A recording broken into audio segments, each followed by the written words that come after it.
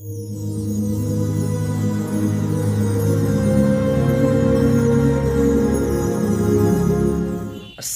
আলাইকুম ওরহমতুল্লাহি ওবারাকাতু। তো কেমন আছেন আপনারা? আশা করছি আল্লাহর রহমতে ও দোয়ায় খুবই ভালো আছেন। তো বন্ধুরা, আবারও আমরা চলে আসলাম সেই নুরানি কায়দার ক্লাসে। তো এটা 9 নম্বর পার্ট।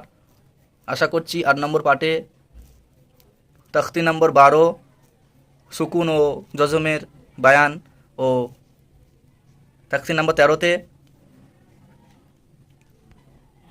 তাজদিদের বায়ানগুলি খুবই ভালোভাবে বুঝে গেছেন। আর যারা আমার আগের ভিডিওটি দেখেননি তাদেরকেই বলছি, আমার এই চ্যানেলে গিয়ে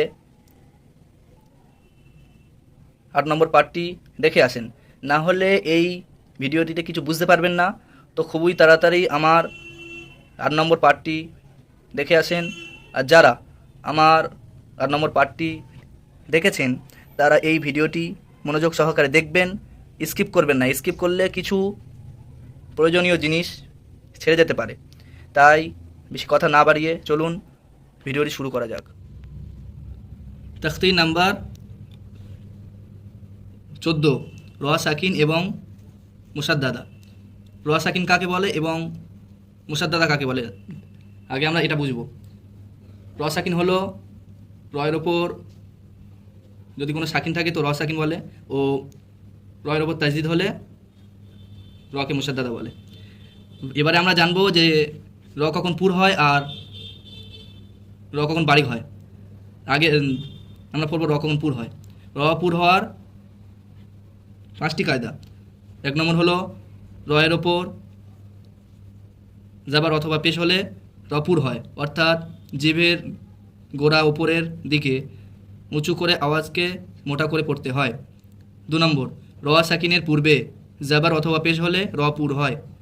3 নম্বর র সাকিনের পূর্বে জের ও পরে হুরুফে মুস্তালিয়ার 7টি অক্ষর, অর্থাৎ খ, সদ, ওয়াদ, গইন, ত, কফ, জ।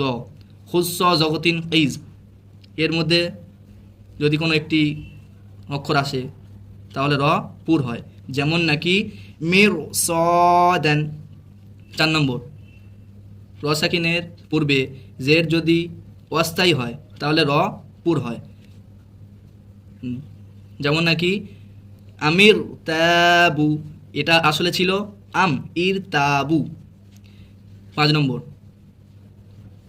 র সাকিনের পূর্বে জের যদি অন্য শব্দে আসে তাহলে র পুর হয়, যেমন নাকি রব্বির জিউন, এটা আসলে ছিল রব্বি ইর জিউন। নিচের উদাহরণগুলিতে রকে পুর পড়তে হয়। আরসালনা কুরআনুন ইয়াগরুরকা মিরসাদান। এখানে আরসালনা আগে আমরা কায়দায় পড়েছি যে র সাকিনের পূর্বে জাবার অথবা পেশ হলে রপুর হয়, তাই এখানে রপুর হবে, কারণ হলো র সাকিনের পূর্বে জাবার এসছে, তাই রপুর। যেমন আরসালনা, এখানে কুরআনুন, এখানে রপুর হলো র সাকিনের পূর্বে পেশ এসছে, তাই আমরা আগের কায়দায় পড়েছি যে র সাকিনের পূর্বে যদি জাবার অথবা পেশ হয় তো র পুর, তো এখানে পেশ এসছে তাই রপুর। কুরআনুন ইয়াগরুরকা, এখানে রপুর কেন? আগে আমরা কায়দায় পড়েছি যে র সাকিনের পূর্বে জাবার অথবা পেশ হলে রপুর হয়, তাই এখানে রপুর। ইয়াগরুরকা মিরসাদান, এখানে রপুর কেন? আগের কায়দাতে পড়েছি আমরা র সাকিনের পূর্বে জের আর পরে হুরুফে মুস্তালিয়া 7টি অক্ষর, যেমন খ, সদ, ওয়াদ, ওয়াইন, ত, কফ, জ। এই 7টি অক্ষরের মধ্যে সদ এসছে, অর্থাৎ রপুর। মির সদেন কিরতাসিন, এটাও একই, র সাকিনের পূর্বে জের আর পরে হুরুফে মুসলিয়া 7টি অক্ষরের মধ্যে ত এসছে। কিরতাসিন ফিরকাতুন, এটাও তাই। আমির তাবু, আমির তাবু। এই কায়দাটি হলো র সাকিনের পূর্বে জের অস্থায়ী, তাই রপুর। যেমন আমির তাবু, রব্বির জিউন, এখানে কায়দা হলো ওয়াসাকিনের পূর্বে জের অন্য শব্দে এসছে, তাই রপুর। তেমনি এগুলি পুর হবে মুস্তাকিরুন, ফাফিরু, বিরর, বিররুন, মারওয়াতান। পুরের কায়দাগুলিও হয়ে গেল, পুরের উদাহরণগুলিও হয়ে গেল। এবার হবে বারিক। র বারিক হওয়ার তিনটি কায়দা। 1 নম্বর, রয়ের নিচে জের হলে র বারিক হয়, অর্থাৎ জিভের গোড়া ওপরের দিকে না তুলে সাধারণ অবস্থায় পড়তে হয়। 2 নম্বর, র সাকিনের পূর্বে জের হলে র বারিক হয়। 3 নম্বর, র সাকিনের পূর্বে যদি ইয়া সাকিন হয় তাহলে র বারিক হয়। এবারে বারিক হওয়ার উদাহরণগুলি পড়ব। নিচের উদাহরণগুলিতে র কে বারিক পড়তে হবে। উমির তু মুনহামির, ওয়াসবির খৈর, মিন শাররি মুস্তামিরিন, বাররি বিররি, যুররিয়াতান তুহাররিমু, কদির, দুররিয়ুন।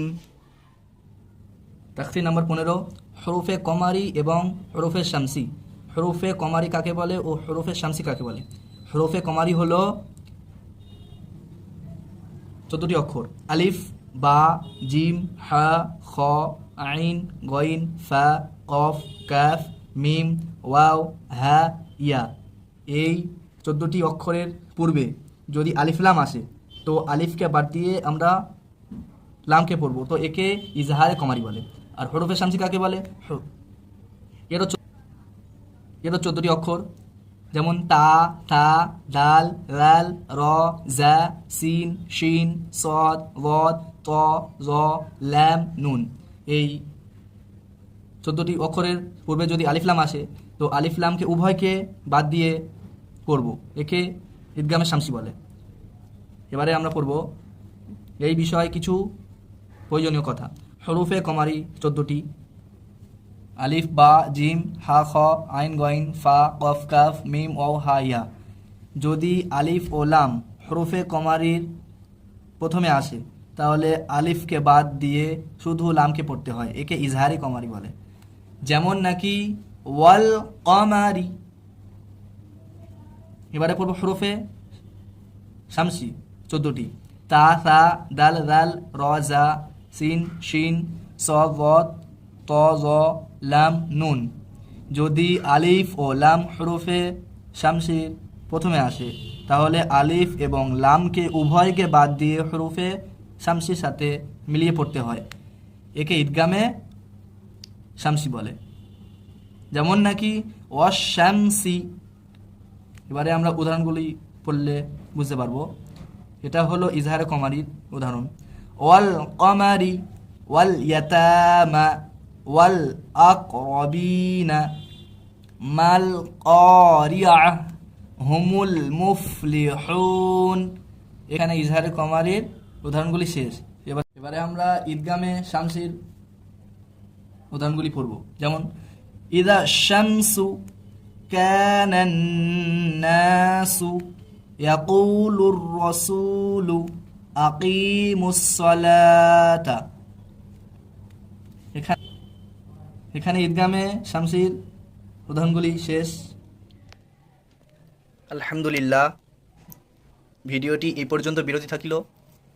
আশা করছি আপনারা এই ভিডিওর 9 নম্বর পার্টটি দেখেই অনেক কিছু শিখেছেন। তো খুবই তাড়াতাড়ি 10 নম্বর পার্টটি আসতে চলেছে।